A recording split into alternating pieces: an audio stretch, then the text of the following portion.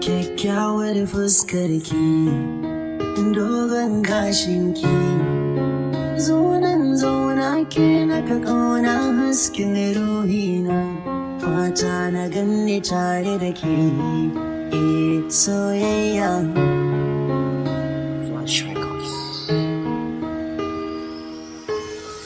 Yan mata da ke nake, ki zo na ce ki tallafin rayuwa, ikin ji da ke